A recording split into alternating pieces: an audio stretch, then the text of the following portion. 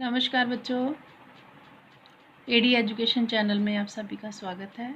मैं अंबिका आज आपके लिए संज्ञा से संबंधित दूसरी वीडियो लेकर आई हूँ। पहली वीडियो में हमने संज्ञा की परिभाषा के विषय में जाना और इसके भेद समझे। आज हम इस वीडियो में कुछ अभ्यास के वाक्य करने जा रहे हैं। इन वाक्यों में हम संज्ञा शब्द ढूंढेंगे। आइए संज्ञा से संबंधित अभ्यास करते हैं। उसकी शान अब घट गई थी। इस वाक्य में शान शब्द संज्ञा है जो कि भाववाचक संज्ञा में आएगा। उनका जन्म बनारस में हुआ। बनारस स्थान का नाम है, ये संज्ञा हुई। उनका स्कूल गंगा पार था। यहाँ स्कूल शब्द भी संज्ञा है, जातिवाचक संज्ञा है ये। और गंगा एक नदी का नाम है और ये व्यक्तिवाचक संज्ञा हुई। शास्त्री जी अनेक बार जेल गए। शास्त्री जी ये नाम है, किसी व्यक्ति का नाम संज्ञा होता है। और यहाँ एक शब्द जेल आया है। जेल शब्द जातिवाचक संज्ञा का सूचक है। शंकर सो रहा था। शंकर भी किसी व्यक्ति का नाम है, व्यक्तिवाचक संज्ञा। चिड़िया उड़ रही है। चिड़िया संज्ञा है। मुंबई शहर का नाम है तो ये भी संज्ञा हुई। मुंबई शहर फिल्म नगरी के रूप में जाना जाता है। इसमें फिल्म ये भी संज्ञा हुई। बुढ़ापे में व्यक्ति बच्चा बन जाता है। बुढ़ापे भाववाचक संज्ञा और बच्चा भी जातिवाचक संज्ञा का सूचक है। हमारी कक्षा में 30 छात्र हैं। कक्षा जातिवाचक संज्ञा और छात्र जातिवाचक संज्ञा। घोड़ा तेज दौड़ता है। इस वाक्य में घोड़ा संज्ञा शब्द है, बाकी यह तो क्रिया है।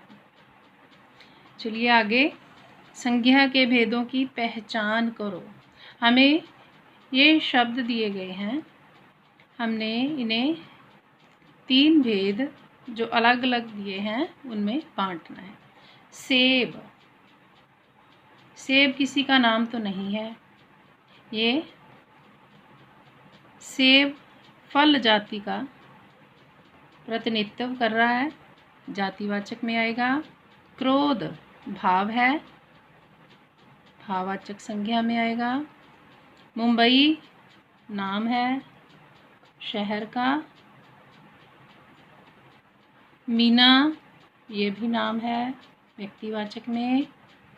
कछुआ अपनी जाति को सूचित कर रहा है।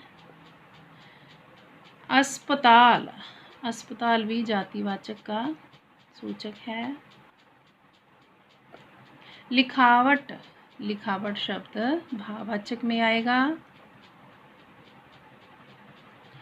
आगे है नदी, नदी जातिवाचक में आएगा। इससे आगे यमुना, यमुना एक नदी का नाम है, इसे हम व्यक्तिवाचक संज्ञा में रखेंगे। बच्चों ध्यान दो, नदी कोई भी नदी हो सकती है, लेकिन यमुना एक नदी का नाम है, इसे हम व्यक्तिवाचक संज्ञा में ही रखेंगे। आम, आम भी जातिवाचक है। मीठा फल अपनी जाति को प्रतिनिधित्व कर रहा है। मित्रता ये एक भाव है। बहन, बहन भी जातिवाचक में आएगा। हिमालय, हिमालय पर्वत का नाम है, व्यक्तिवाचक में आएगा। राम, राम भी व्यक्तिवाचक में।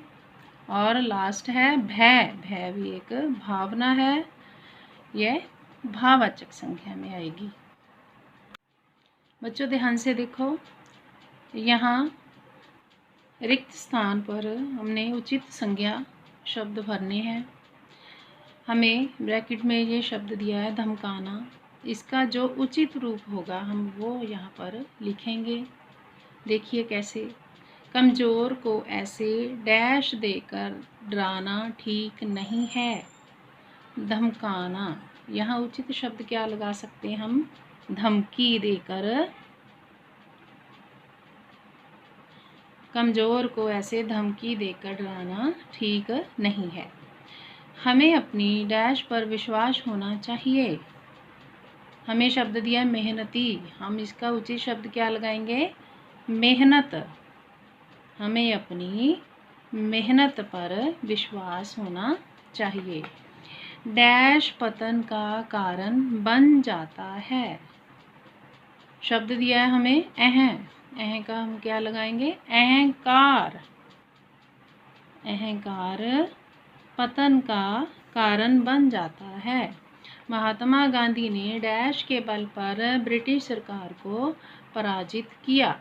शब्द हमें दिया गया अहिंसक। उचित शब्द क्या होगा? महात्मा गांधी जी ने अहिंसा के बल पर ब्रिटिश सरकार को पराजित किया। पराजित भाव हराया। निकिता की वाणी में बहुत डैश है। मीठा शब्द हमें दिया है, उचित क्या होगा? मिठास। निकिता की वाणी में बहुत मिठास है। ऐसे शब्द भी हमें परीक्षा में आते हैं कि हमें भाववाचक संज्ञा बनाने के लिए कहा जाता है। यहाँ मैंने ये 3 ऑप्शन लिखे हैं, इनमें से कोई एक हम प्रयोग करेंगे। भला का भाववाचक संज्ञा बनेगी भलाई। व्याकुल का व्याकुलता। साफ सफाई। ऊपर ऊपरी। सफल सफलता। गरीब गरीबी। सभ्य सभ्यता। सरल सरलता। धमकाना का हमने रिक्त स्थान भी भरा था, धमकी। दक्ष दक्षता। ऐसे प्रश्न भी हमें परीक्षा में आते हैं। तो आशा करती हूँ आप लोगों को ये सभी समझ आ गए होंगे। धन्यवाद।